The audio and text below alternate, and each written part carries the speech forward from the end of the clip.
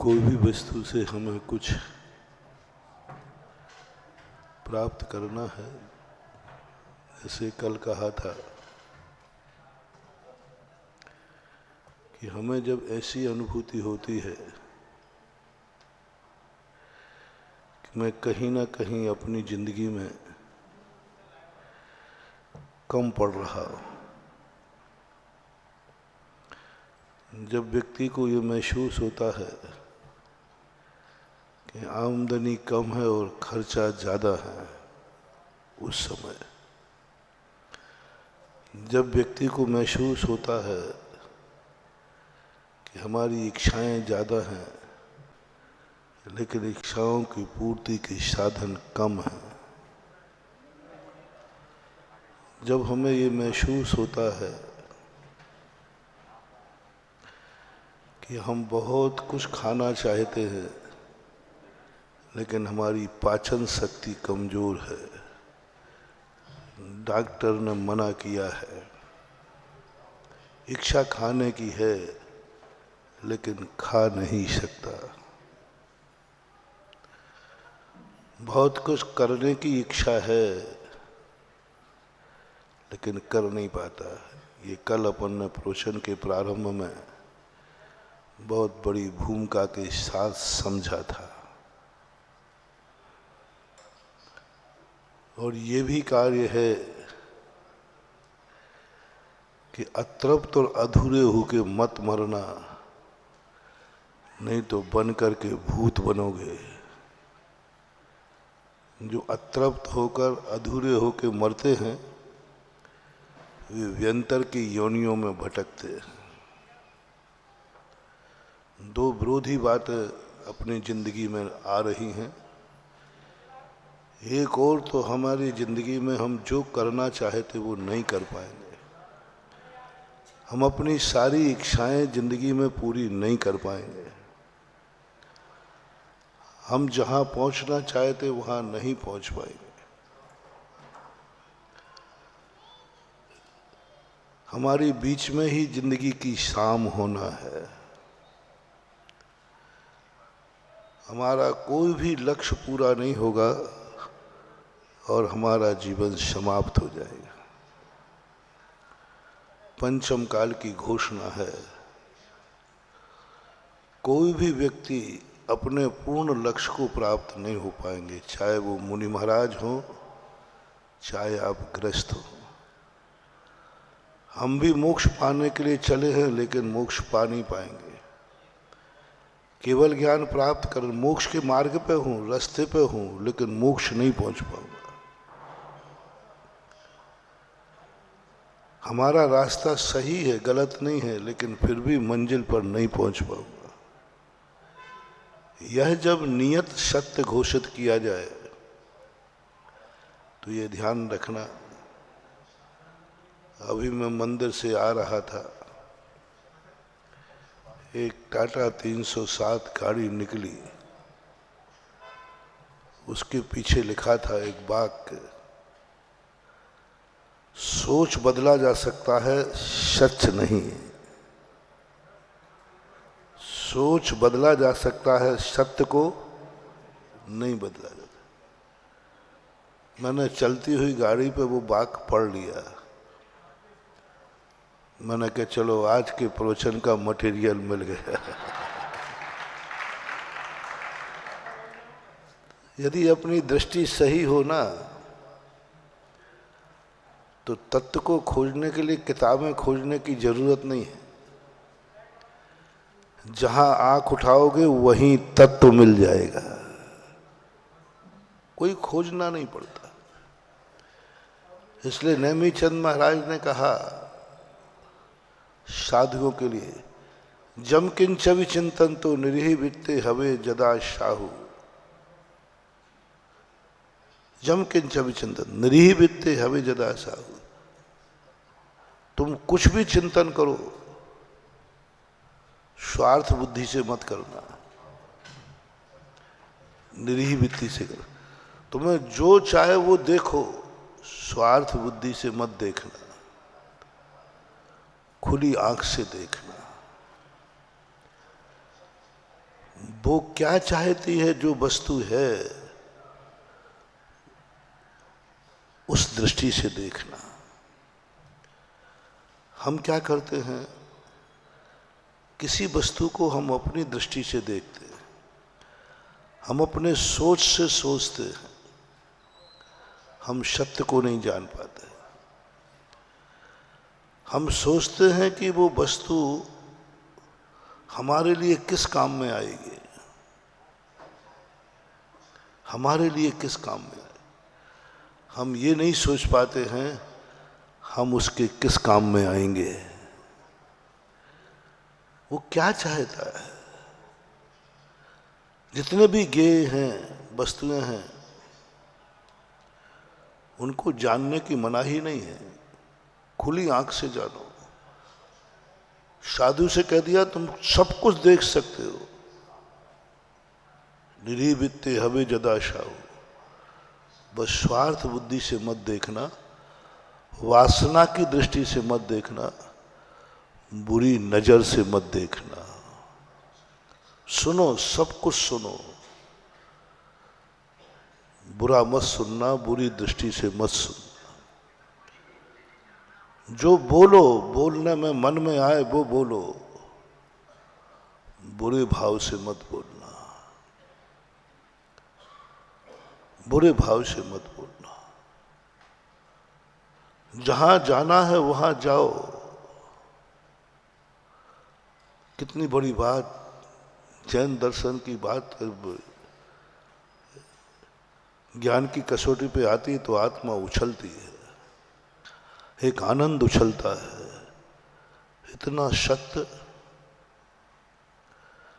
और जैन दर्शन तो वो महान शक्ति है जो सत्य तक ही नहीं, सत्य से ऊपर भी उठा देती है, सत्य से ऊपर भी उठा देती है।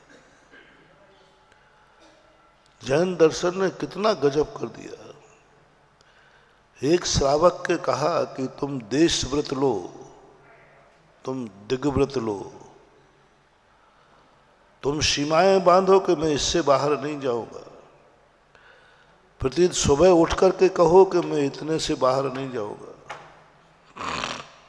जैसे ही मुनि महाराज की बात आई, बोले तुम्हें ये नियम नहीं पालना,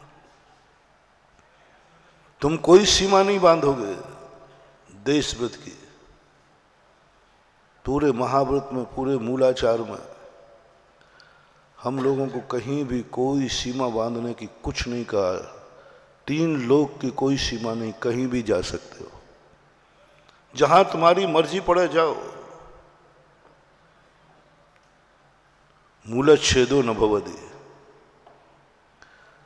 तुम्हारी जो चर्या है, तुम्हारी जो साधना है, उसमें दोष नहीं लगना चाहिए। बस इतना ध्यान रखो और जाओ, जहां चाहे वहां जाओ। श्रावक को ये नहीं कहा कि जहां पर तुम्हारी प्रतिमाएं पले वहां तक जाओ। उन्होंने कहा नहीं, सीमा करो।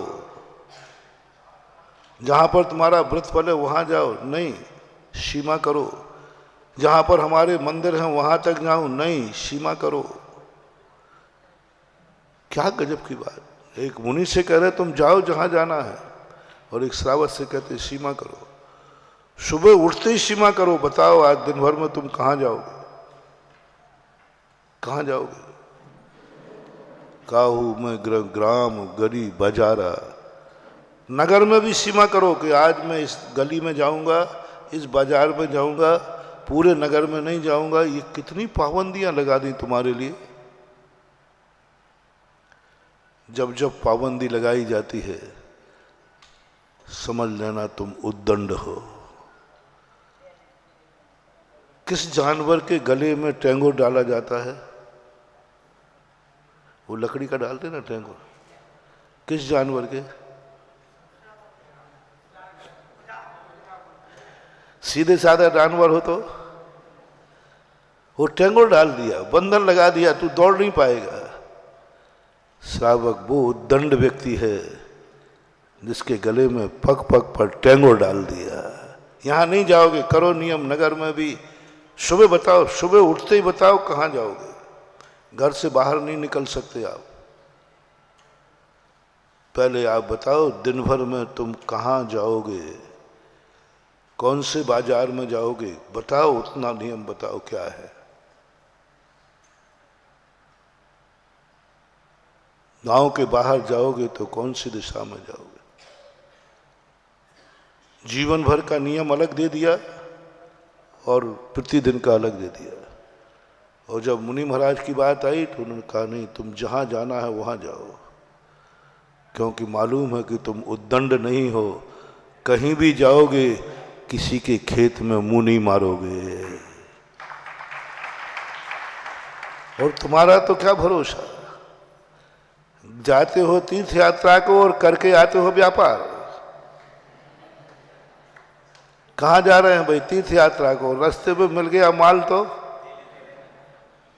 अरे तुम तो क्या करोगे, मंदिर आते हो रास्ते में सब्जी की डोलची लेके आते हो मुश्किल से 10-15 मिनट आध घंटे का तो समय निकालते हो, उसमें सब्जी की डोलची लाओगे, सब्जी वाली पर रख जाओगे और मंदिर चले जाओगे। अब मंदिर में तुम्हें क्या कर बंद होगा? तुम्हें बंद होगा वो सब्जी वाली डोलची जहां रखी है। मतलब तुम 15 मिनट भी मंदिर को ईमानदारी से नहीं निकालते हो। कहने में आता है मंदिर जा रहे हो, रास्ते में सब्जी मिल जाए तो खरीदे बिना नहीं रहते। गजब तो जब करते हो तुम सम्मेद शिखर जाते हो, गए थे शिखर जी और आ गए खरीदारी करके, और महिलाएं तो पक्का है कुछ ना कुछ तो खरीद के लाएंगे, भले कुछ लाएं या ना लाएं, पटा बेलन ले आएंगे। कोई ना कोई आरंभ और परिग्रह के प्रति मूर्छा जाग जाती है। तुम्हारा मन बहुत कमजोर है, मूर्छा जाग जाएगी। यानी तुम शिखर जी गए तब भी तुम मूर्छित होके गए। शिखर जी गए तो मूर्छा से भर के आए। शिखर जी गए तो भी तुम कोई परिग्रह लेके आए। मंदिर गए तो भी तुम मूर्छा लेके गए, सब्जी लेके आए। कहीं ना कहीं मूर्छा तुम्हारी जिजीविषा धर्म करते हुए भी लगी रहती है। इसलिए तुम्हारे लिए सीमा बांध दी कि नहीं, कितनी मूर्छा करना है सीमित करो। और मुनिराज सच्चा साधु है तो बाजार से भी गुजरेगा लेकिन कुछ भी खरीदेगा नहीं, भाव भी नहीं होगा, परिणाम भी नहीं होगा। दुनिया में रहता है, दुनिया का तलबगार नहीं है। बाजार से गुजरा है लेकिन खरीदार नहीं है। दुनिया में रहता है लेकिन दुनिया का तलबगार नहीं है, स्वामी नहीं है, मालिक नहीं है, अधिकार नहीं है। साधु भी मकान में रहता है लेकिन मकान मालिक बन के नहीं रहता। बाजार में घुरता है लेकिन उसकी कोई खरीदारी का भाव भी नहीं आता। उन्होंने कहा तुम्हें क्या फर्क पड़ता, बाजार में रहो या मंदिर में, वन में रहो या भवन में, क्या फर्क, कंचन मिले या कांच मिले, क्या फर्क पड़ता है? तुम्हारे लिए कोई फिक्र ही नहीं है।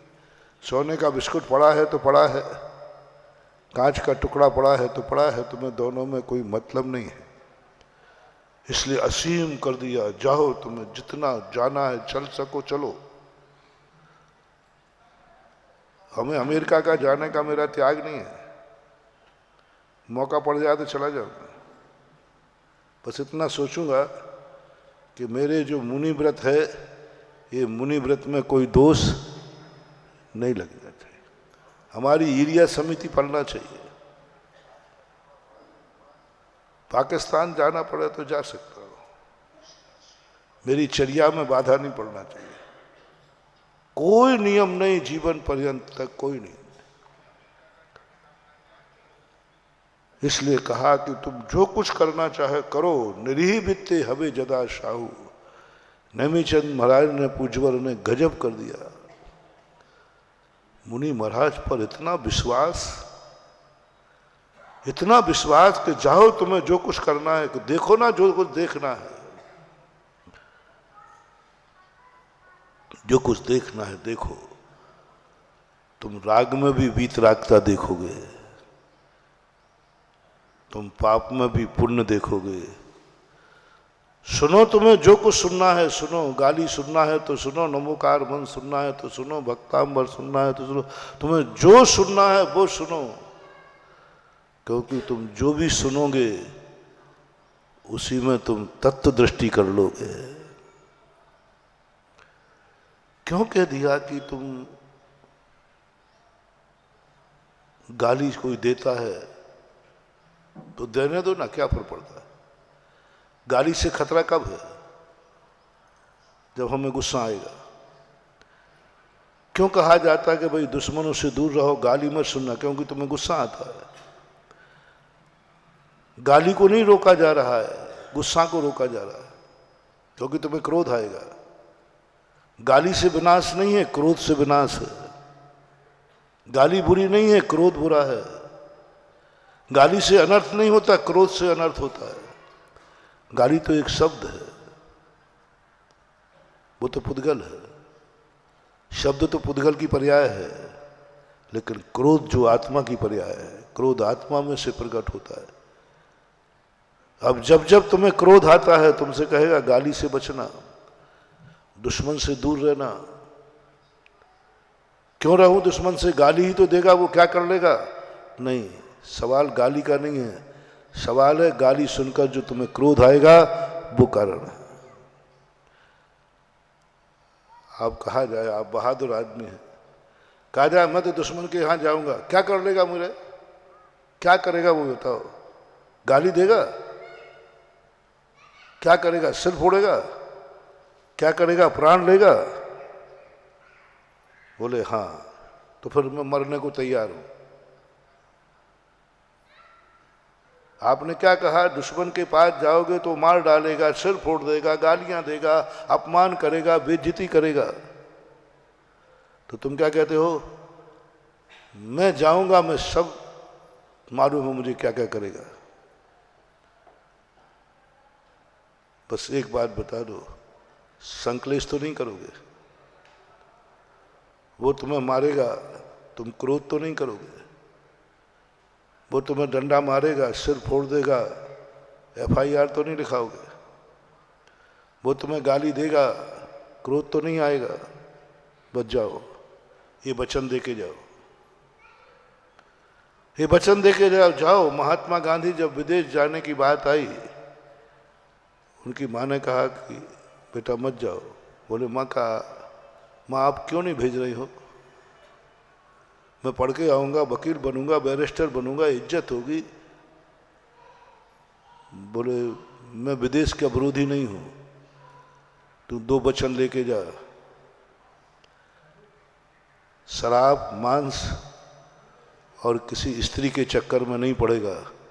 ये 3 नियम ले ले, फिर तुझे जहां जाना है वहां जा।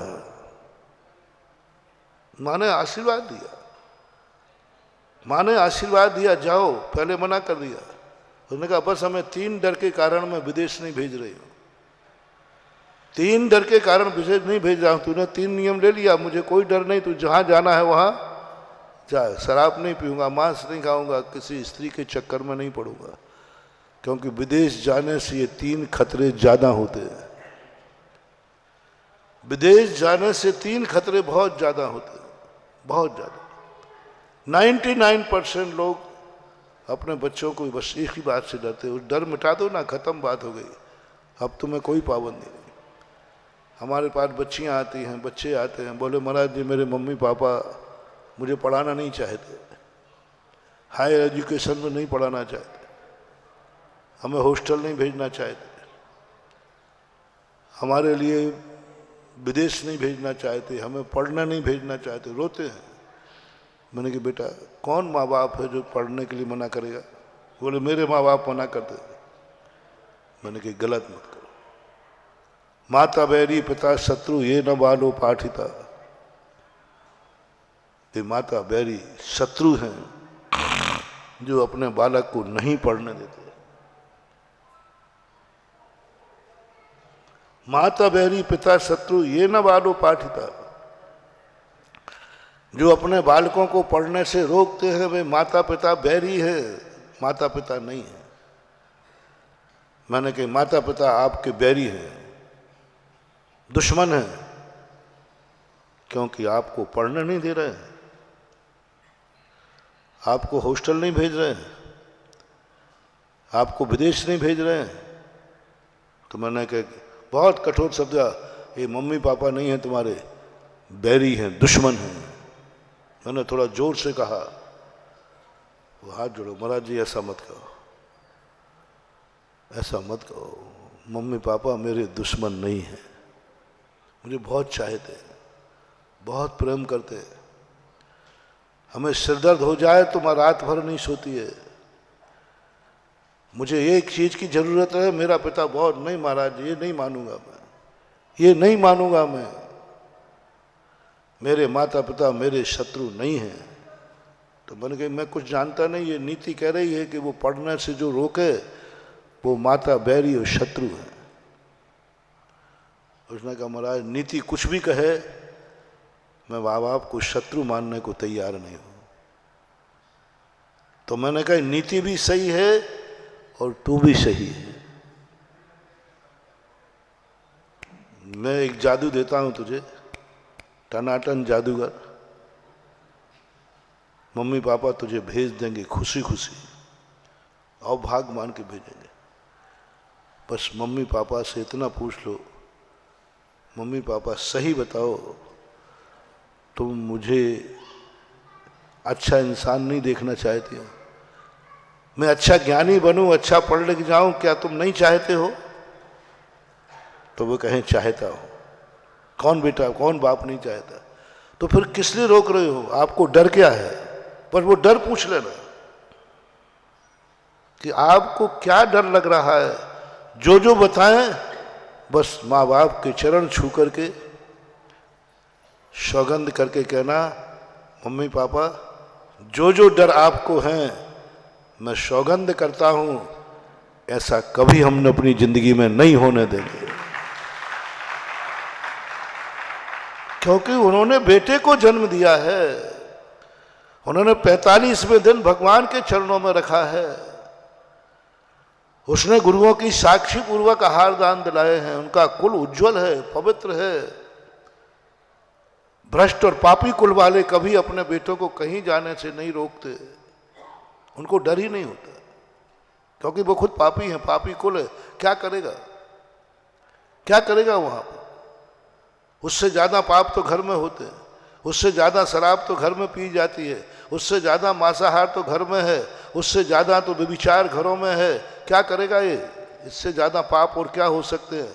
वो कभी नहीं रोकते, जाओ बेटा, घर से तो कम ही पाप होंगे बाहर। लेकिन वो इज्जत वाले हैं, वो जैन हैं, वो जिनेंद्र के भक्त हैं, जिनेंद्र भगवान के सामने उनकी इज्जत है, वो भगवान को छूते हैं, वो भगवान का अभिषेक करते हैं, वो मंदिर बनाते हैं, उन्होंने भगवान को बैठाला है, वो गुरुओं के भक्त हैं, गुरुओं को आहार देते हैं, उनका घर पवित्र है, गुरु महाराजों के चरण पड़ते हैं, सब कुछ। इतनी सारी इज्जत उन्होंने कमाई है, इतनी सारी इज्जत कमाई है, इतनी सारी इज्जत कमाई है, दुनिया ही उनके घर में नहीं आती है, मुनिराज भी उनके घर में आते हैं। इज्जत तो देखो। कहते ना भाई वो घर क्या, वो तो राजा महाराजा भी उनके घर पे आते हैं। अरे उनकी शादी में मुख्यमंत्री आया था, अरे उनके घर में कार्यक्रम था, फलाना मंत्री आया था, राजा आया था। इतने में तुम्हारी चर्चा, यदि तुम्हारी मेहरबानी में किसी के घर के नागल में यदि या घर में मुख्यमंत्री आ जाए तो क्या चर्चा होगी मेहरबानी में? अरे भाई उसकी बहुत रेपुटेशन, अरे भाई वो बहुत बड़ा आदमी है। बोले कितना बड़ा? अरे मुख्यमंत्री आया था उसके शादी ब्याह में। और तुम्हारे बाप के मरने पर मुख्यमंत्री कंधा और देने आ जाए तो बाप की अर्थी में, जिंदा में तो छोड़ो, मरने पर कंधा देने आ जाओ। अरे भैया क्या बात है, किसने कंधा दिया? मुख्यमंत्री ने कंधा दिया। फोटो सजा के रखोगे, इज्जत होती है। जब एक 5 साल का राजा, एक देश का राजा आ जाए, तुम्हारे कुल की, तुम्हारी जाति की इज्जत बढ़ जाती है। और जिस घर में महाराजा पहुंच जाए उसकी इज्जत कितनी है। मुनि महाराज जाके आहार ले ले। एक बार एक स्थान पर एक व्यक्ति आया, उसके होटल थी, होटल। बोले महाराज जी आपसे, आप तो साधु लोग हैं, आपसे जो चीज़ मांगना है वो ठीक नहीं है, आप तो एक आशीर्वाद दे दो, हमारी होटल में एक बार मुख्यमंत्री चाय पी जाए। मैं समझ नहीं पाया। मैंने कहा भैया मुख्यमंत्री चाय पिएगा फोकट में, पैसा नहीं देगा वो, और 100 लोग और पिएंगे उसके साथ में। बोले महाराज जी मैं तैयार हूं, 100 नहीं 500 आ जाए, हम सबको फ्री में चाय पिलाएंगे, और उस दिन पूरे दिन भर हम फ्री करेंगे। मैंने कहा मामला क्या है ये? उसने कहा महाराज जी आप आशीर्वाद तो दे दो। मैंने कहा तू बता। अरे महाराज मुख्यमंत्री चाय पी गए तो जन्म जन्म ये वो होटल है जहां मुख्यमंत्री चाय पीता है। इतनी इज्जत बढ़ जाएगी, इतनी इज्जत बढ़ जाएगी कि उस इज्जत का महाराज जिंदगी भर कमाऊंगा। ओहो, वो सुनकर के, तुम्हारी बात तो सुनकर अनसुनी कर देता हूं, मैं ज्यादा सुनता नहीं, लेकिन मैं अपनी गोटी जरूर फिट कर देता हूं। आज पता चला एक मुख्यमंत्री निःशुल्क चाय पी के गया, तुम्हारी रेपुटेशन इतनी बढ़ गई। ओहो, अब पता चला जब मुनिराज तुम्हारे यहाँ 2 अंजलि ग्रास लेके आ जाते हैं तो क्या रेपुटेशन बढ़ गई। क्या लिया था? 3 अंजलि गन्ने का रस, 3 अंजलि गन्ने का रस ले लिया। किसने ले लिया? तीर्थंकर ने। किसने ले लिया? मुनिराज ने। क्या रेपुटेशन बढ़ी उसकी, क्या रेपुटेशन बढ़ी। चक्रवर्ती उसके दरवाजे पहुंच गया। चक्रवर्ती कभी किसी के दरवाजे नहीं जाता, वो अयोध्या से उठकर हस्तिनापुर पहुंच गया। क्या इज्जत बढ़ी, देवताओं ने पंचाश्चर्य कर दिए। क्या इज्जत बढ़ी, आज तक उसकी इज्जत बढ़ी हुई है राजा श्रीयांश की, आज तक बढ़ी है। राजा श्रीयांश दान तीर्थ प्रवर्तक, ओरिजिनल तो छोड़ो, पंचकर्णाक में राजा श्रीयांश बनने के लिए लाखों रुपए की बोली ले लेते हैं। क्या रेपुटेशन है।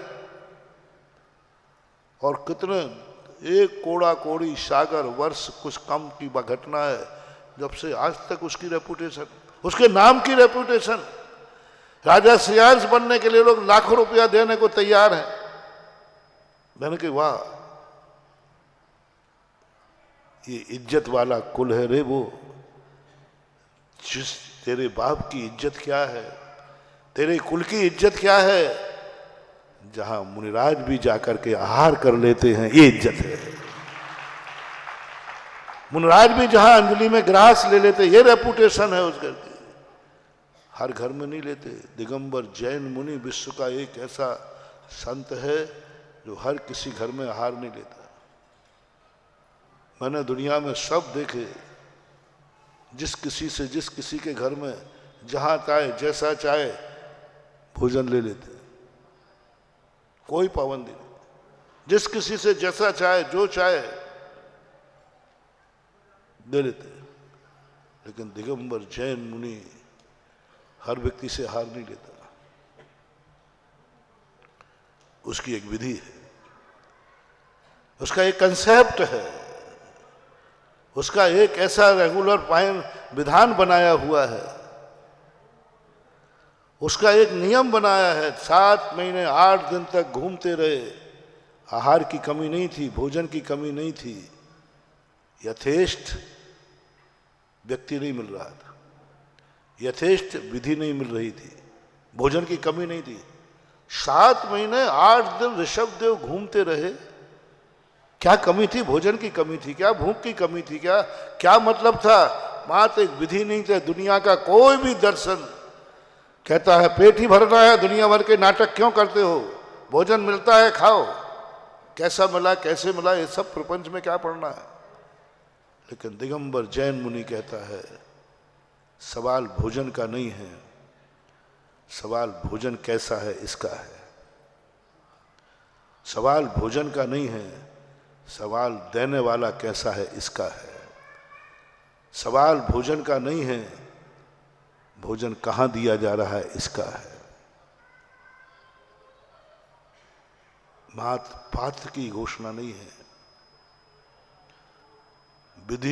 विधि पात्र दात्र विधाना तत्वासूत्र में आया है। विधि द्रव्य दात्री पात्र विशेषा तद विशेषा। मैंने किसी भी दर्शन में नहीं पढ़ा, हर दर्शन में यही पढ़ा भूख लगी है खा लो, पेड़ सामने तोड़ के खा लो, उठा के खा लो, कैसे भी खा लो, जैसे बने वैसे खा लो।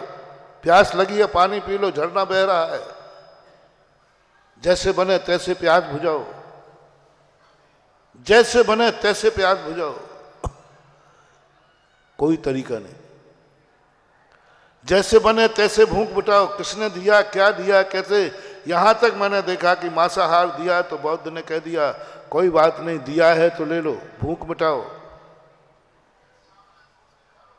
बौद्ध से पूछा गया यदि हमें भोजन नहीं मिला शाकाहार का तो? तुमने कह दिया कोई बात नहीं, मांस यदि आप देते हैं, तुम भूख लगी है तो मांस से भी भूख मिलाओ। एक थोड़ी सी छूट ने सारे बौद्धिज्म को मांसाहारी बना दिया। चाइना जितने बौद्ध जो मिले वो खाओ, मांस के समर्थक नहीं थे बौद्ध। अहिंसक है, अहिंसा में आते हैं बौद्ध। श्रमण संस्कृति में आते हैं बौद्ध। श्रमण संस्कृति के दो दर्शन, जैन दर्शन और बौद्ध दर्शन। अहिंसक माने जाते हैं बौद्ध। लेकिन जब भूख की बात आई, उन्होंने कहा तुम ये मत सोचो कि ये भोजन कैसे है, तुम ये सोचो कि भूख कैसे मिटेगी। भूख कैसे मिटेगी? तुम्हें भूख मिटाना है, भूखे नहीं रहना। क्योंकि भूख की वेदना दूसरे के मांस खाने में उतना पाप नहीं है जितना भूख की वेदना से तड़फना पाप है। ये बौद्ध का सिद्धांत था और सारी दुनिया ने इस सिद्धांत को फॉलो किया। भूख से तड़प तड़प करके मर जाना सबसे बड़ा पाप है। किसी के मरे का मांस खा लेना, मार देना कोई पाप नहीं है। ये सारी दुनिया ने अपनाया, बहुत सारे दर्शनों ने अपनाया। तुम भूखे हो, मार दो उसको, खा जाओ। भूखे हो क्या? मारना तो सबसे मत खाना, ये तो निषेध किया। तुम भूखे हो, कुछ भी खा लो, भूख मिटाओ।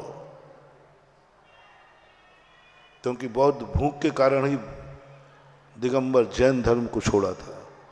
बताते हैं कि वो दिगंबर जैन थे, पहले मुनि बने, पानी पात्र में हार किया, केश लॉन्च किया। लेकिन जब उनको भूख सहन नहीं हुई तो उन्होंने मध्यम मार्ग अपनाया। उन्होंने कहा संसार में सबसे बड़ा कठिन यदि है तो भूख की वेदना, प्यास की वेदना। ये किसी एक व्यक्ति का सिद्धांत नहीं है।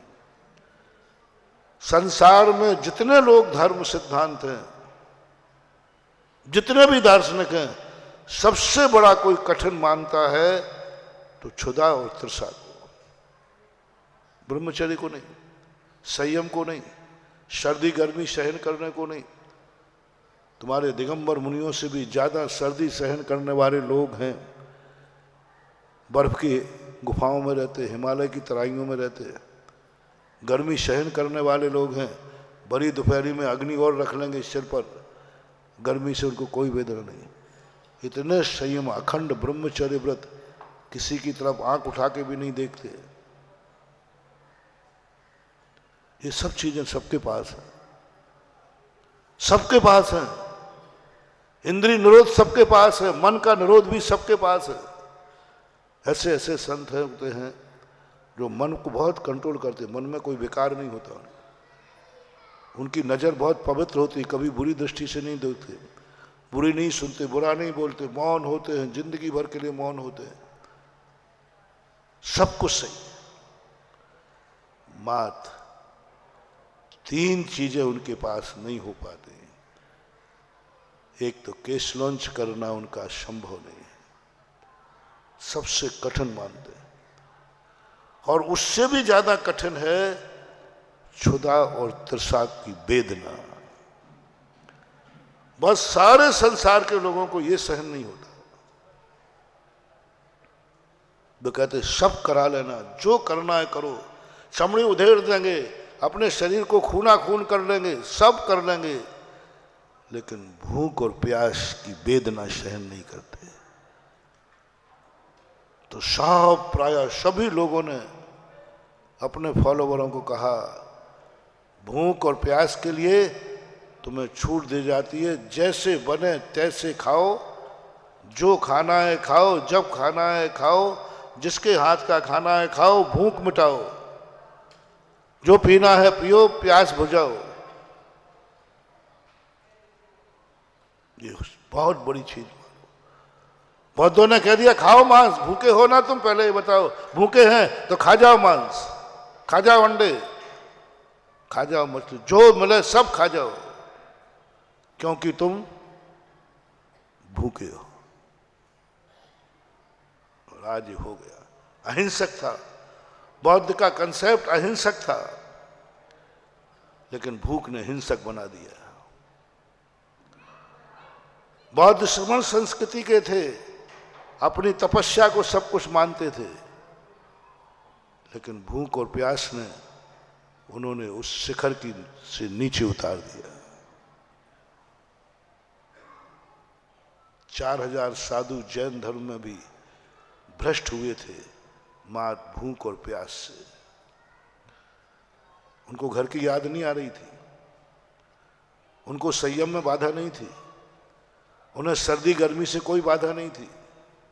पूज्य वर्जन सेन स्वामी महापुराण कोई प्रकार की बाधा उनको नहीं लिखा कि उनको ये परेशानी हो रही थी। बस एक ही बात लिखा उन्होंने, वे भूख प्यास को सहन नहीं कर पाए। बस 2 ही चीजों का लिखा हुआ, वो भूख प्यास सहन नहीं कर पाए। 4000 साधु भ्रष्ट हो गए मार भूख और प्यास की तरह। इसलिए सबसे बड़ा कठिन, जैन दर्शन का सबसे बड़ा कठिन है, उन्होंने कहा भूख और प्यास के कारण सबसे कठिन है, इसके बिना तो मरते मर जाना, लेकिन कुछ भी मत खाना, जो खाने योग्य वही खाना, जो खाने योग्य वही खाना।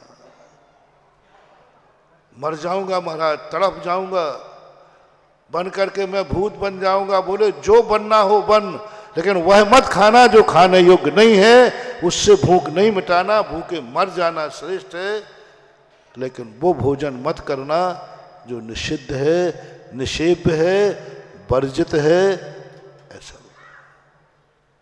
नहीं दी छूट। वो पानी मत पीना जो पानी पीने लायक नहीं है, मर जाओ प्यासे, मर जाओ,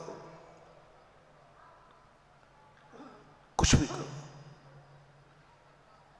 एक दिगंबर जैन धर्म जिसने मूल का विच्छेद नहीं होने दिया, मूल की चर्या आज भी चौथे काल में जो थी आज भी वही है, कोई चर्या में परिवर्तन नहीं किया, उत्तर गुणों में परिवर्तन किया, मूल में कोई परिवर्तन नहीं।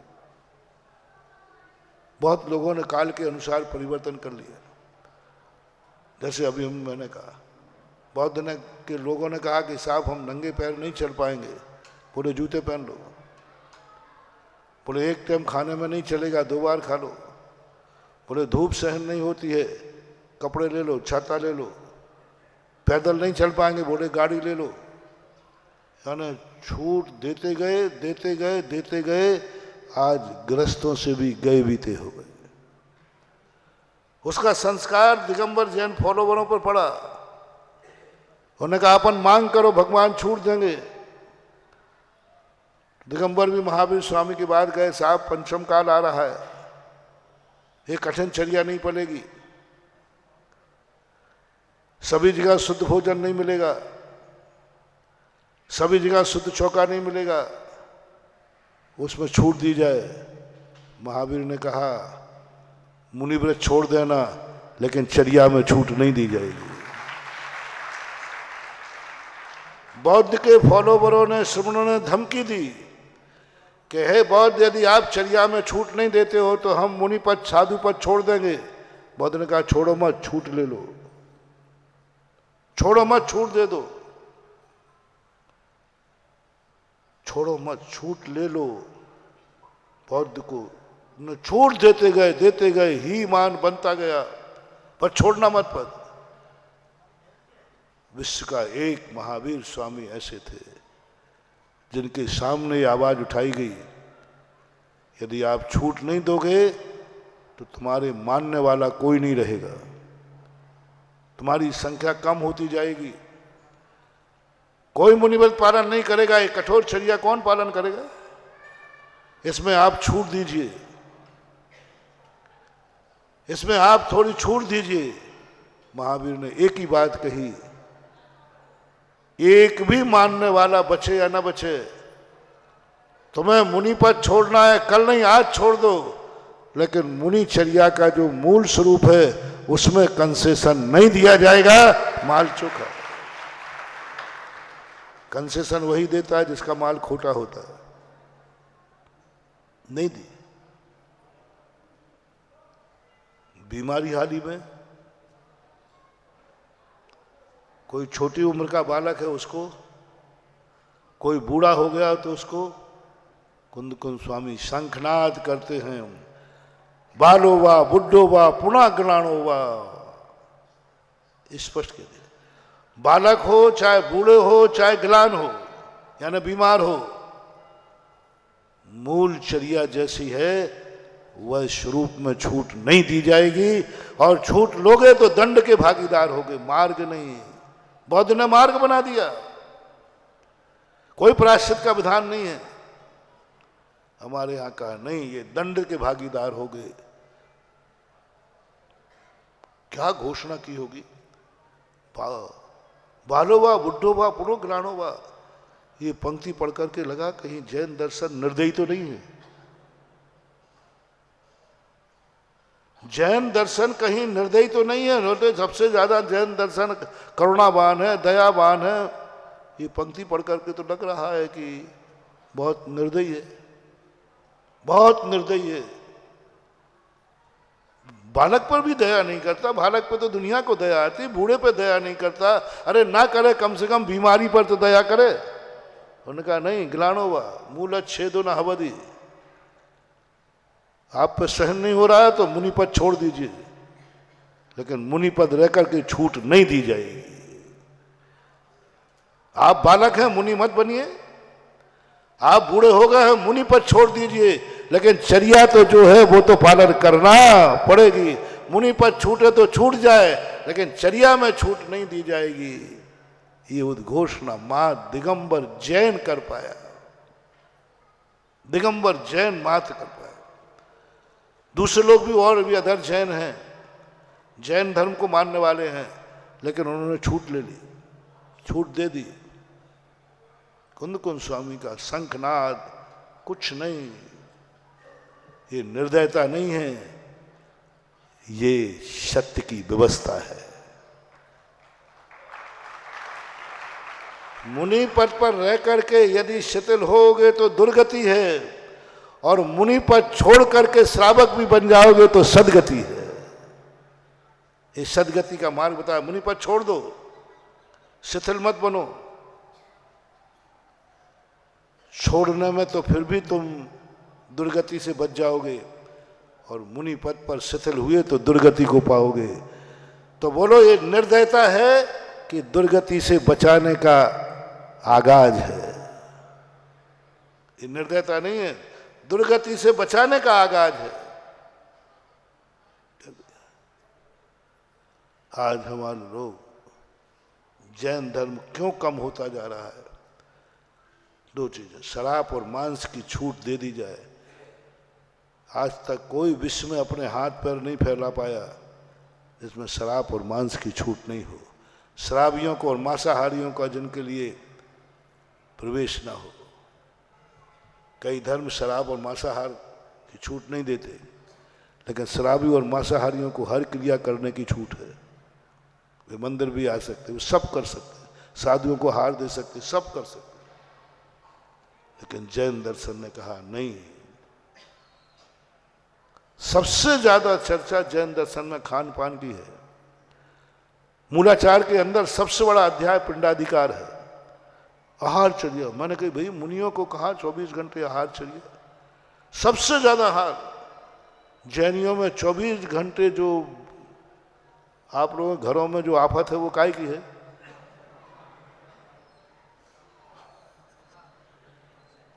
अच्छा ये बताओ, तुम्हें चौका लगाने में परेशानी क्या है? क्या तुम्हारे पास एक साधु को खिलाने लायक भोजन नहीं है? ओ मेहरबानी वालों, एक साधु को भोजन कराने लायक नहीं? हमारा गरीब आदमी है। अरे अभी मेहरबानी में तो ऐसे ऐसे सेठ हैं, तो एक साधु को तो क्या सारे दिगंबर साधुओं को जीवन भर भी खिला सकते हैं। इतना है। परेशानी क्या है तुम्हें ये बता दो। तुम्हारी चौका लगाने में क्यों नानी मरती है? खिलाने में तो नहीं, मैं तो नहीं मानूंगा। जैनी कभी खिलाने में कंजूस होता ही नहीं है। खिलाने में तो कमी है नहीं, खिलाने का मन तो तुम्हारा है और समर्थ भी तुम्हारी है। महाराज जी बस आप वो जो नाटक करते हो ना बीच में,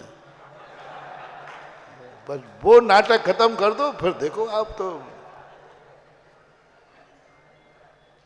वो कुआं का पानी। हजारों लोग अभी प्रतिमा ले लेंगे, हजारों लोग।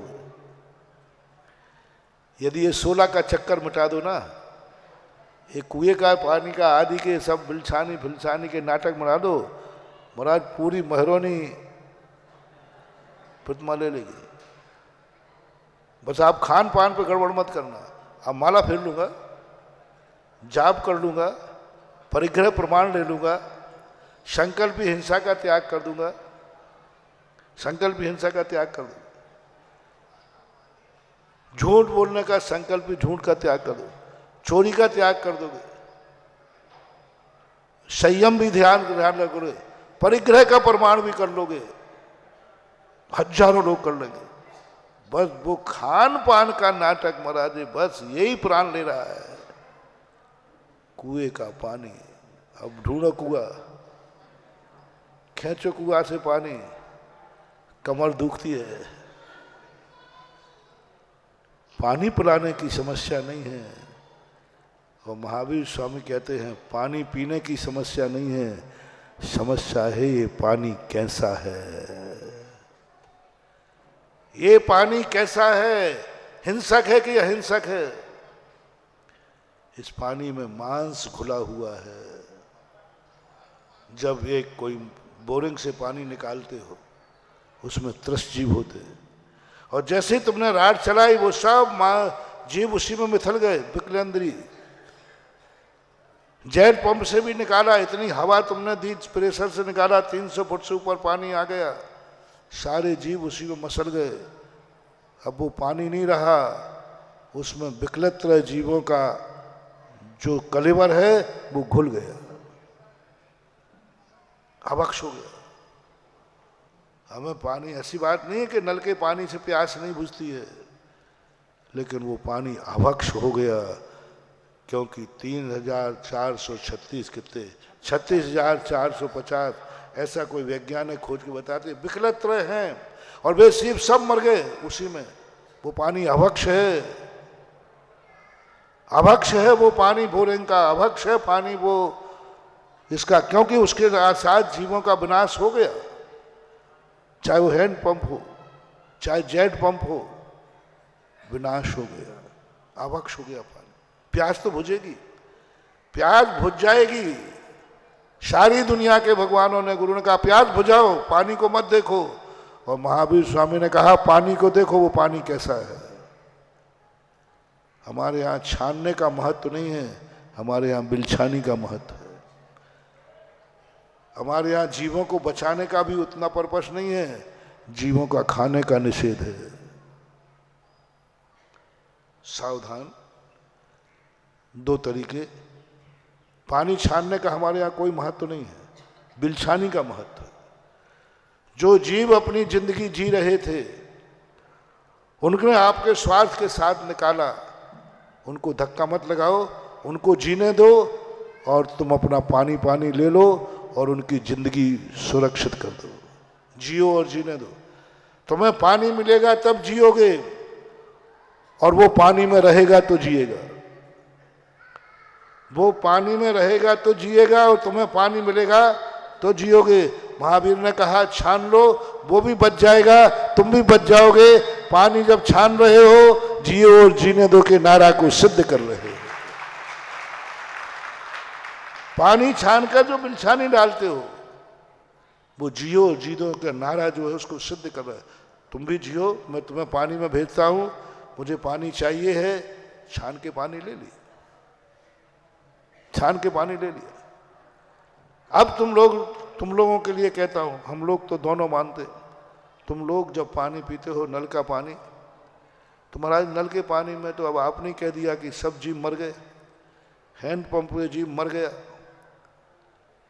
कम से कम वो मर गया, लेकिन फिर भी छान लेना तुम, क्योंकि खाने से तो बच जाओगे, मांस भक्षण से बच जाओगे, स्पर्श का दोष तो आएगा। लेकिन हम साधु लोग हैं, वृत्ति है, प्रतिमाधारी है।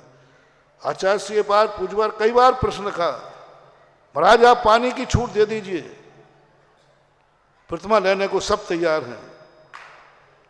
आचार्य ने कहा प्रतिमा लेने वाले तैयार होवे या ना होवे, कम होवे, लेकिन मूल चर्या में छूट नहीं दी जाएगी, क्योंकि वो अभक्ष नहीं खाने दिया जाएगा। वृत्ति अभक्ष नहीं खाएगा। नहीं पलता है तो व्रत छोड़ दो, नहीं बनता है तो प्रतिमाएं मत लो। प्रतिमा नहीं लेना इतना बड़ा पाप नहीं है, प्रतिमाएं ली हुई छोड़ देना इतना पाप नहीं है जितना पाप की अभक्ष जल का पीने का जो पाप है, वो इन सब व्रतों से भी महान निकृष्ट है। छोड़ने का पाप इतना नहीं, नहीं लेने का पाप इतना नहीं, लेकिन अभक्ष पानी पीने का पाप इससे भी ज्यादा है। कौन नहीं चाहता कि लोग वृत्ति बने, लेकिन हमें अभी ये भी देखना है, हम तुम्हें वृत्ति क्यों बना रहे हैं? पाप से बच सको, ये तो महापाप हो जाए। समंतभद्र महाराज ने एक बहुत अच्छी व्यवस्था की। उन्होंने दो भेद कर दिए, एक वृत्ति के, एक अणुवृत्ति के। उन्होंने 5 अणुव्रत कर दिए, उन्होंने गुणस्थान नहीं बदला। मध्यमाद मधु त्यागई सहाणुव्रत पंचकम, बोले 8 मूल गुण तुम धारण कर लो, इसमें खाने पीने का चक्कर नहीं है, इसमें 16 सजा का चक्कर नहीं है, आप इसको ग्रहण कीजिए और अणुव्रत धारण कीजिए, गुण स्थान परिवर्तन नहीं होगा। उसी में जब चारित्र अधिकार के बाद पहुंचते हैं, उन्होंने कहा वृत्ति श्रावक बनने के लिए 12 व्रत लेना पड़ेगा, शुद्ध पानी पीना पड़ेगा, बिलछानी डालकर पानी पीना पड़ेगा। ये उन्होंने वृत्ति को बनाया, उसमें गुणस्थान परिवर्तन है। गुणस्थान का परिवर्तन उन्होंने व्रतों के बाद कहा। बिना गुणस्थान के उन्होंने कहा तुम भूख मिटाओ, कैसे बने जैसे बनाओ, मध्यमास मधु का सेवन मत करना। लेकिन वृत्ति को कहा कि नहीं, प्यास नहीं बुझाना है, पानी कैसा है,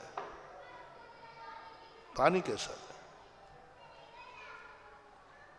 भूख नहीं मिटाना है, भोजन कैसा है, भोजन किस, पहले भोजन में विधि द्रव्य दात्री पात किस ढंग से लाया गया है, इसकी विधि क्या थी, कैसे पानी लाया गया, विधि क्या थी, कैसे भोजन लाया गया, इसकी विधि क्या थी, द्रव्य वस्तु कैसी है, ये वस्तु भक्ष है या अभक्ष है, ग्रहण करने योग्य है कि ग्रहण करने योग्य नहीं है, शेप है कि अनुपशेप है, ये पहले देखो, फिर देखो दाता, पात्र को नहीं। गजब की बात, पूज्यवर उमा स्वामी विधि द्रव्य दात्री पात्र विशेषा। पात्र को उन्होंने बाद में रखा, पहले कहा देने वाला कैसा है, लेने वाले को बाद में रखा। मुनि महाराज कैसे हैं ये बात की बात है, देने वाला श्रावक कैसा है, कहाँ जा रहे हो, भोजन करने के लिए, आहार करने के लिए, किसके यहां जा रहे हो, वो कैसा है। दाता, दात्री पात्र विशेषा तद विशेषा, दाता कैसा है। जिस चौके में तुम आहार करने जा रहे हो, जिस श्रावक के हाथ से आहार लोगे, वो कैसा है, उसका पहले चिट्ठा बनाओ, उसका सीआर इकट्ठी करो, उसकी रेपुटेशन देखो, उसका कुल कैसा है, उसकी जाति कैसी है, वो खुद कैसा है। 3 चीजें। पंडित जी साहब दौलत राम जी कहते हैं शुकुल, कुल 2 रोटियां तो खाना है, नाटक देखना, 3 अंजुलि के गन्ने का रस लेना है, नाटक देखना। तुम्हारी भाषा में बोल रहा हूं, मैं नाटक नहीं करता हूं। हाँ, मैं एक छोटा सा हार लेना है, पहले कुल बताओ तुम्हारा कैसा है, कुल बताओ तुम्हारी कैसी है, कुल नहीं बताओ कुल तुम्हारे तुम कैसे हो, नहीं, कुल बताओ तुम्हारा बाप कैसा था, तुम्हारा दादा कैसा था। गजब का हिसाब, 2 रोटियां ले रहे हो कि दुनिया भर की 7 पीढ़ियों की कुंडली खोल रहे हो। तुम कैसे पैदा हुए हो, तुम्हारा बाप कैसे पैदा हुआ था, तुम्हारा कुल की परंपरा क्या है, कुल बताओ। हर किसी से आहार नहीं लिया जाएगा, तुम्हारा कुल कैसा है, तुम्हारा खून कैसा है, वो देखा जाएगा। तुम्हारी जाति कौन सी है, जाति देखी जाएगी। पिता पक्ष से नहीं, माता का पक्ष देखा जाएगा। लोग कहते महाराज किसी से भी हार लो ना, आप क्यों पर चक्कर में पड़ते, इसने किससे शादी कर ली, इसने किससे नहीं की, इसने विधवा से कर ली, परित्यक्ता से कर ली, इससे कर ली। महाराज जी आप लोगों से, इसलिए तो आप लोगों की कोई मानता नहीं, इसलिए तो जैन धर्म कम होता जा रहा है। ये सब आप लोगों के नाटक का कारण है। आपको भूख लगी है, आप ये नाटक क्यों करते हो। हमने किससे शादी की, कैसे की, क्या है, क्या हम क्या खा रहे हैं, क्या नहीं खा रहे, इन नाटक से आपको क्या आप अपना भूख मिटाओ और पधारो मंदिर में। नहीं, जैन दर्शन कहता है तेरा बाप कैसा था, तेरे बाप का बाप कैसा था, इतने पे संतुष्ट नहीं हुआ, जाति तेरी माँ कैसी थी, माँ किस कुल की थी, माँ किस जाति की थी, तेरा ननिहाल कैसा था। पहले जैनियों में शादी होती थी तो 8 साकें मिलाई जाती थी, 8 साकें, 8 साकें। फिर धीरे धीरे 5 साकों पे आई, 5 साकें मिलाई जाएगी। यानी इधर माँ कहाँ की थी, माँ की माँ कहाँ थी, ये साकें कहलाती है। पिता कैसा था, पिता का पिता कैसे कहता था, 8 पीढ़ियां देखी जाती थी, 8 साकें मिलाई जाती थी। 8 यानी 7वीं पीढ़ी तक आपका पूरा कुल, दोनों माता का और पिता का, 7 पीढ़ियां जब मिल जाती थी तब कोई जैनी शादी मंजूर करता था।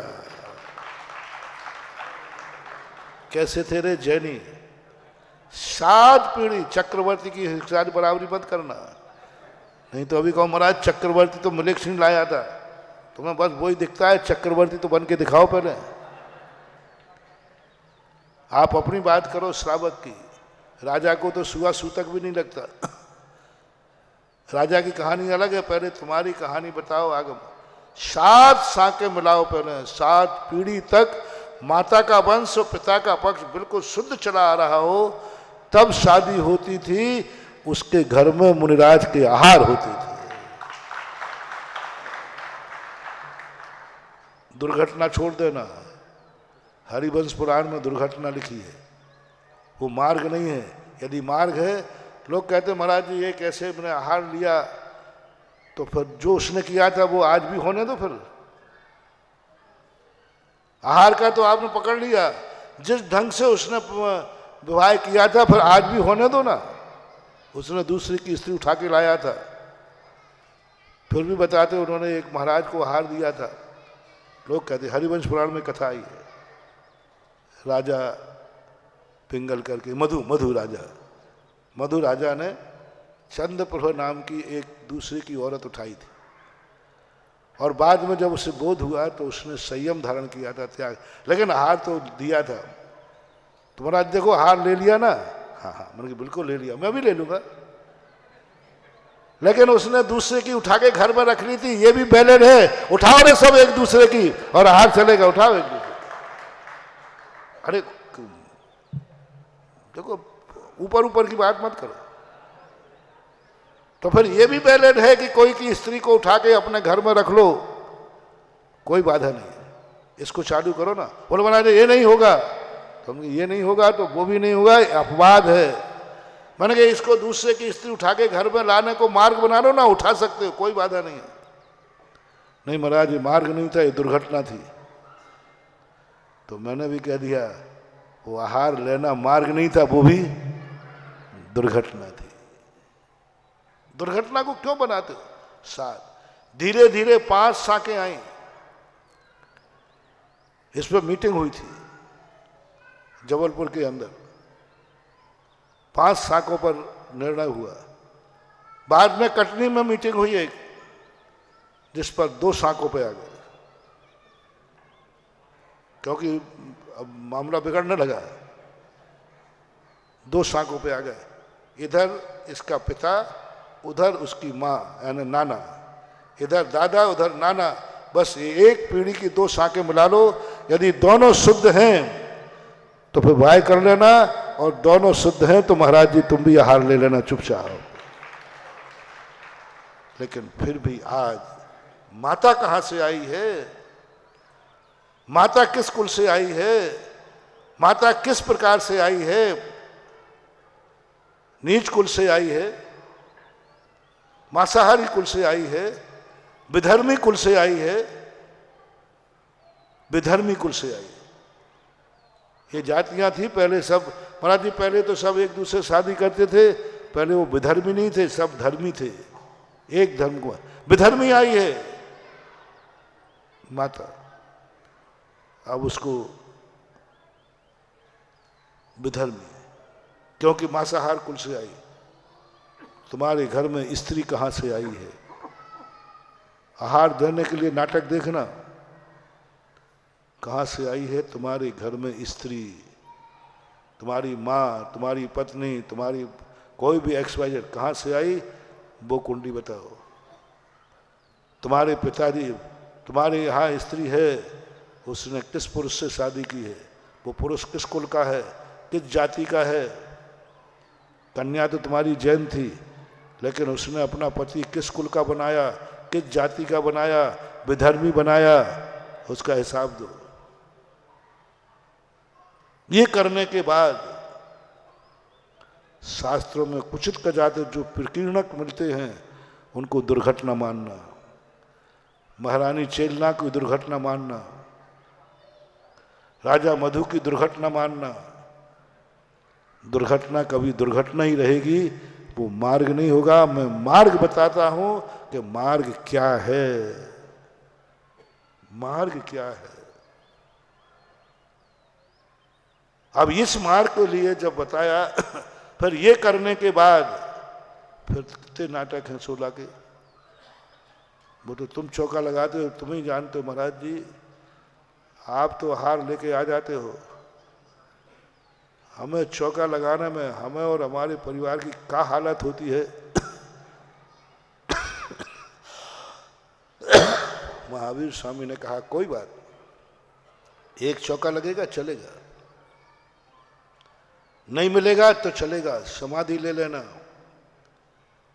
लेकिन गलत ढंग से आहार मत लेना, गलत व्यक्ति के हाथ से आहार मत लेना, गलत आहार मत लेना। समाधि लेना पड़े तो ले लेना, पंचम काल के अंत में एक समाधि इसी कारण होगी, राजा चौके में जाकर अंजलि में से ग्रास उठा लेगा और वो समाधि ले लेंगे। मुनिराज हार नहीं करते। क्या विधि है जैन दर्शन की? 7 महीने 8 दिन तक ऋषभदेव मात आहार के लिए नहीं, भूख मिटाने के लिए नहीं, मात विधि के लिए घूमते रहे। मात विधि के कैसा भोजन कैसे दोगे, ये जैन दर्शन का सबसे बड़ा सूत्र है।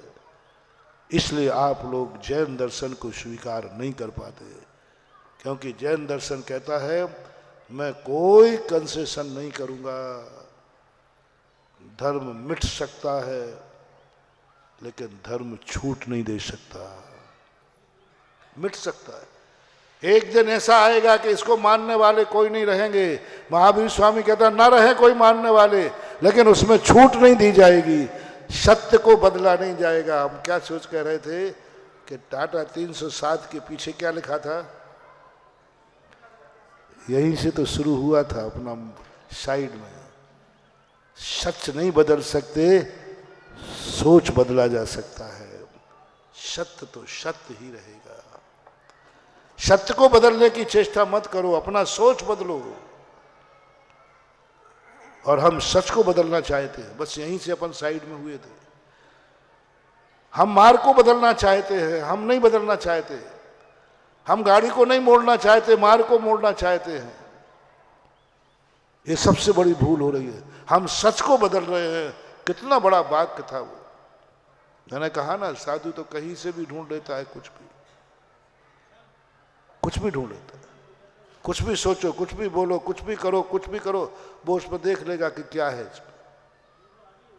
वो देख लेगा कि इसमें क्या है, क्योंकि उसकी दृष्टि हमेशा तत्व दृष्टि होती है।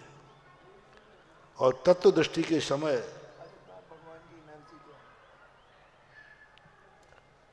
और तत्व दृष्टि प्राप्त करने वाला व्यक्ति, जो मैंने कहा था मूल विषय था कि वहां मत जाओ, वो दुश्मन तुम्हें गाली देगा।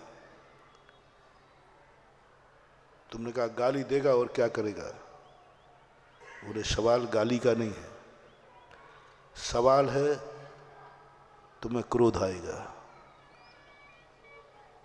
जो बच्चों को कहा था ना, यहीं से तो बात शुरू हुई थी।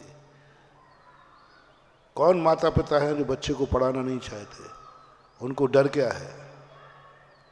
डर क्या है उनको? उनको डर है कि तू आज बहुत शुद्ध है, शुद्ध कुल में उत्पन्न हुआ है, शुद्ध जाति है, शुद्ध सब कुछ है, तेरा इज्जत वाला है। तेरे पिता इतने इज्जत वाले हैं कि महाराज उनके हाथ से आहार लेते हैं। तेरा घर इतना इज्जत है कि महाराज भी आहार करके जाते हैं। तेरी जाति इतनी पवित्र है कि भगवान का अभिषेक करते हैं। तेरी जाति इतना पवित्र है कि भगवान की मूर्ति बैठालते, मंदिर बैठालते हैं। इतनी इज्जत वाला है तेरा बाप, तेरी माँ, तेरा परिवार। और तू जहां जा रहा है, उनको डर है कि तू इस इज्जत में बट्टा लगाएगा। तू पढ़ने जाएगा, ऐसा कर्म करेगा कि मेरे यहाँ मुनिराज का आना बंद हो जाएगा, मुनिराज का आहार लेना बंद हो जाएगा, हम अभिषेक करना बंद हो जाएगा, हम मूर्ति नहीं बैठाल पाएंगे, हम माता पिता नहीं बन पाएंगे, हम इंद्र ने स्वधर्म नहीं बन पाएंगे। इतनी सारी इज्जतें हमारी धूल में मिल जाएंगी। इसलिए वो नहीं जाने दे रहे हैं बेटा बिटिया को पढ़ने के लिए। वो डर है, तो बिगड़ जाएगा। आज तक उन्होंने हमेशा तो शाकाहार किया है, तो जहाँ पढ़ने जा रहा है अंडे खा के आएगा, क्योंकि वहाँ पढ़ाया जाएगा कि अंडे शाकाहारी होते हैं, तू खा लेगा। इस कुल में 7 शाखें मिलाकर शादी हुई है, और तू जहाँ पढ़ने जा रहा है किसी भी जाति से, किसी भी नीच से तू मन मचल जाएगा तेरा, ये कदर है। क्योंकि इस कुल में 7 शाखें मिलाकर के शादियां होती हैं, और तू जहां जा रहा है उनको डर है, ये जात पात कुछ नहीं पूछेगा, जात पात कुछ नहीं पूछेगा, तो ऐसी वासना से भर देंगे वहां के लोग, भूख न देखे सूखी खाट और काम न देखे जात कुजात। तुझे काम से वासनाओं से ऐसे भर देंगे वो तुम्हारे वहां जाकर के, तू ना जात देखेगा ना कुजात देखेगा, ना नीच देखेगा ना कुछ देखेगा, तो किसी में भी शादी कर लेगा। ये डर उनको है क्योंकि वो इज्जत वाले हैं। और ऐसी बेटी घर में आ गई तो उनका हाथ देना छूट जाएगा, अभिषेक करना छूट जाएगा, मस्तक नीचे झुक जाएगा, शर्म से मस्तक झुक जाएगा। इसलिए डर रहे हैं कि वो बच्चे बच्चियों को बाहर देने के लिए। ये बच्चियों से सबसे ज्यादा डरते हैं। बच्ची जैसे हॉस्टल में जाती है, माँ बाप रोते हैं। मैं कह रहा भाई क्यों रो रहा है पढ़ना? अरे महाराज जी आप समझो बात को, हमारी राजकुमारी है, बेटी है, इतनी शुद्ध है, वहां जाने के बाद पता नहीं ये किसके साथ मुंह काला करेगी, और ये तो करेगी हमारे पूरे कुल का मुंह काला कर देगी। ये डर है उनको, ये डर है उनको।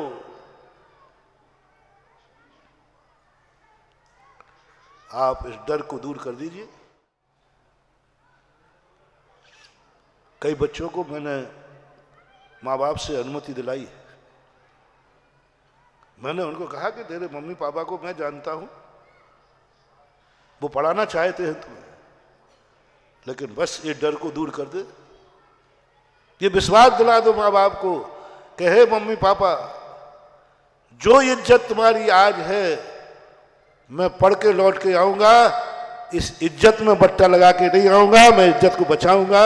मैं नियम लेता हूं कि मैं उसी कुलीन कन्या से शादी करूंगा जिसमें मम्मी पापा की सहमति हो, और उसी कन्या से शादी करूंगा जिसके आने के बाद मुनि महाराज घर में आना बंद नहीं होने दूंगा। आज भी आपके सामने मुनिराज घर में आते हैं, मेरी शादी के बाद भी आएंगे। आप भी आहार देते हैं, मैं भी आहार दूंगा।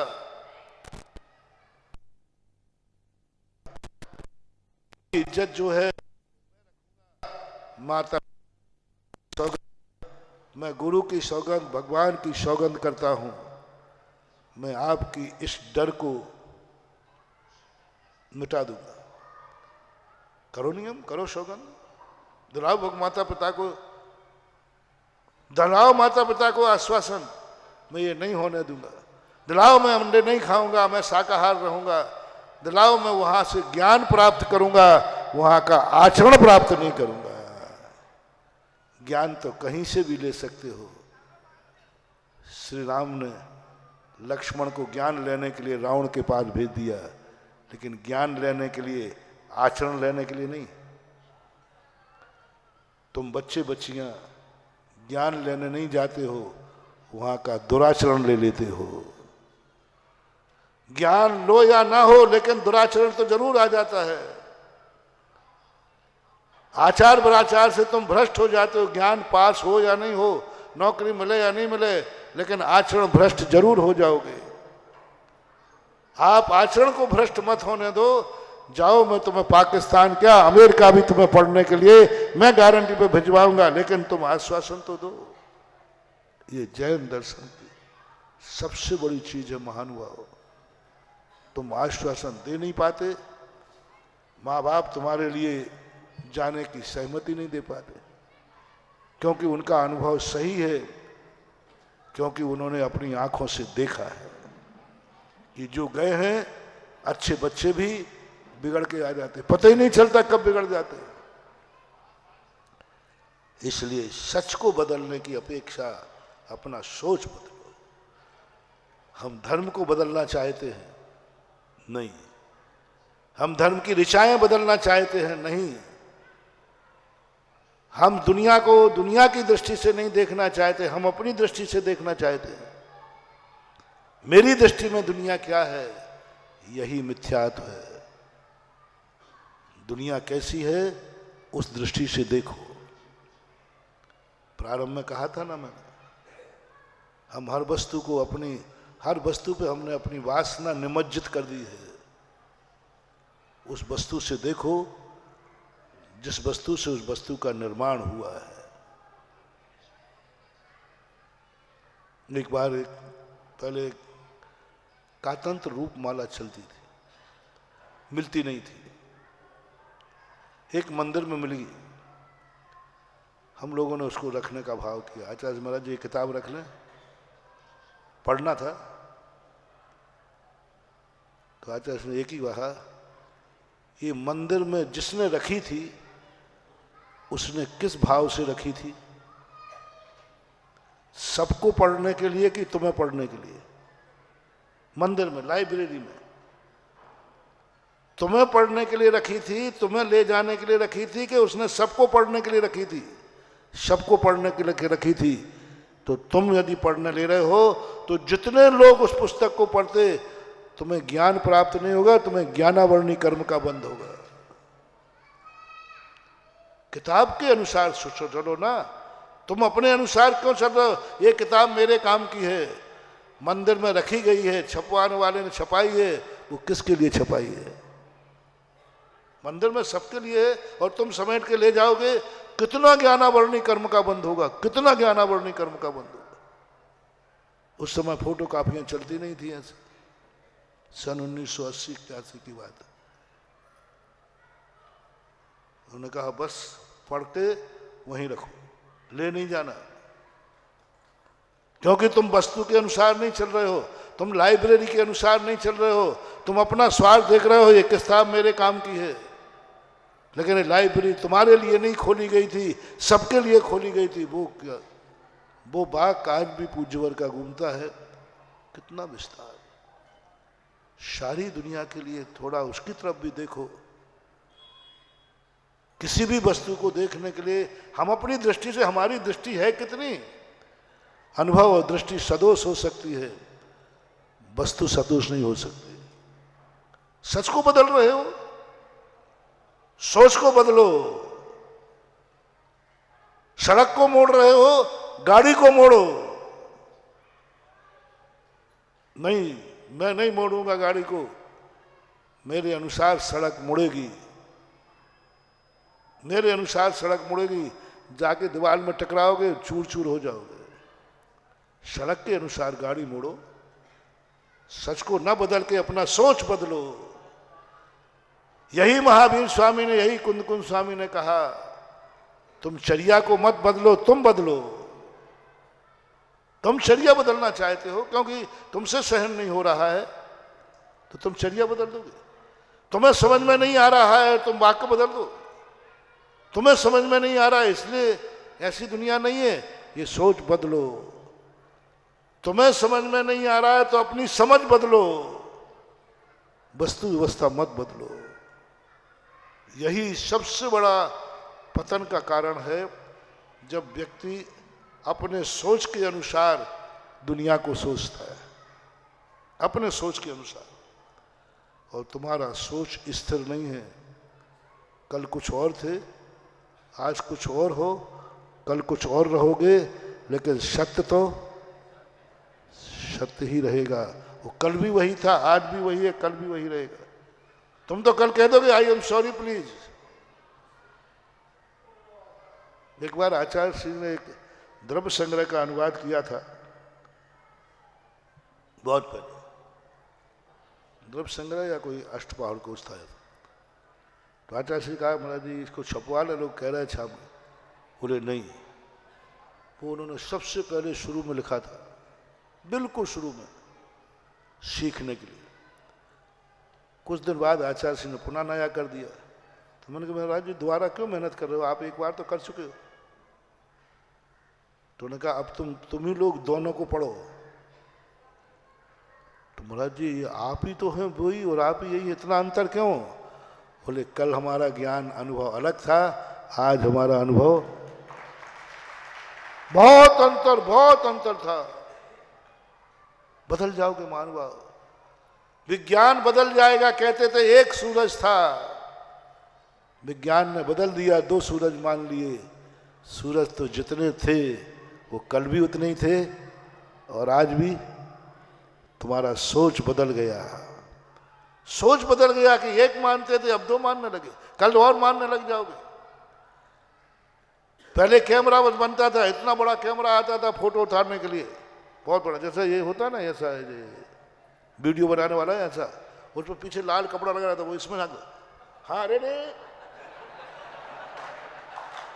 अब वो मैंने भी देखा है, मतलब ज्यादा पुराना नहीं था, मैंने भी देखा है, और देखा ही नहीं है, उसकी फोटो भी उतरा है, अभी नहीं, पहले की बात कर रहा हूं। ऐसे स्टैंड लगाते थे वो, और वो काला कपड़े से पूरा बंद कर लेता था, और उसमें से देखता था, और फिर बात, हाँ थोड़ा टाई ठीक करो, थोड़ा पैर ठीक करो, थोड़ा ये ठीक करो, और फिर एक फोटो उतरती थी, और स्टूडियो होते थे। और आज हर जेब में कैमरा है, इतना सा बच्चा भी वो उतार लेता है। सच बदला है कि सोच बदला है? सोच बदला है, ज्ञान बदला है। सच तो वही था, जिसकी फोटो उतारी जा रही है वो वही था, उतारने वाले का पैटर्न बदला है, पोज तो वही है। पैटर्न बदल गया, अब मोबाइल से उतारने लगे, अब छोटे कैमरे से उतारने, जिसका पोज उतारना है वो तो वही है, उसमें कोई बदलाहट नहीं हुई है। हमने बदलते हैं, हमें अपने आप को बदलना है, अपने सोच को बदलना है। गे को मत बदलो, अपनी दृष्टि बदलना है। दृश्य को मत बदलो, दृष्टि बदलो। हम सोचते हैं जैसा मैं देखना चाहता हूं वैसी सृष्टि हो जाए, नहीं, जैसी सृष्टि है वैसी दृष्टि हो जाए। मेरी जैसी दृष्टि है वैसी सृष्टि है, ऐसा नहीं, जैसी सृष्टि है वैसी दृष्टि हो जाए, तो हमारा बहुत बड़ा काम हो सकता है।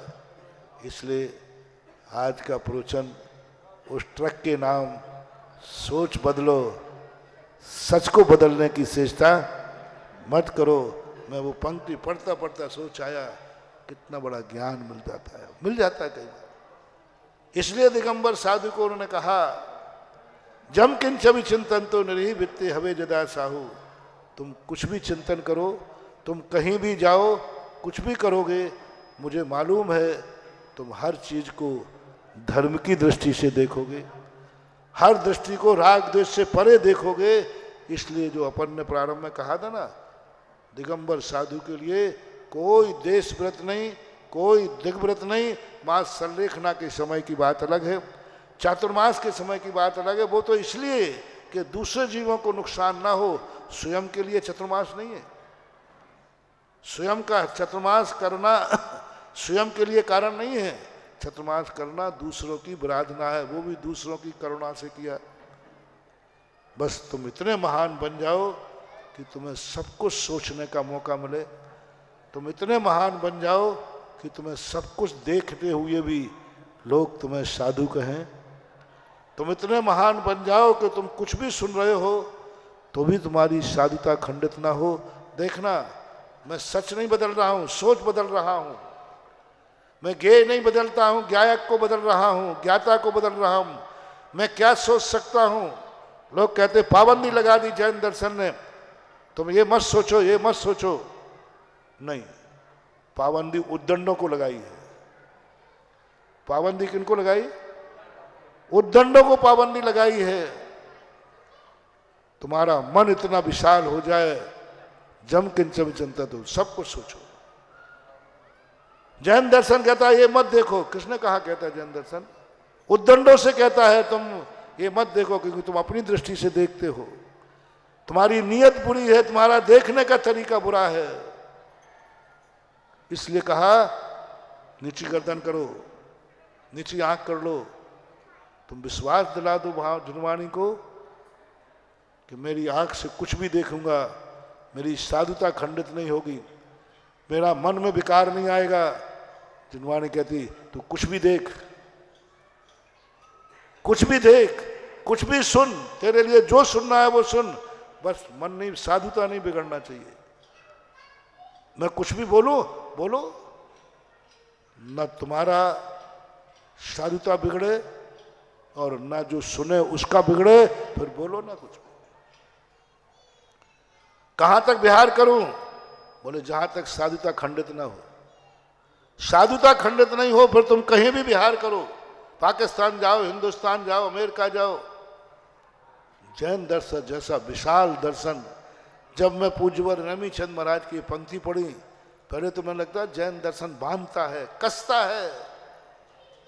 ये मत देखो, ये मत सुनो, ये मत बोलो, ये मत करो, ये नहीं करो, ऐसा लगता है जैसे कस रहा हो, पाबंदियों पर पाबंदियां लगा दी। बाद में पता चला कि ये पाबंदी नहीं थी, ये उद्दंडता का प्रतीक था।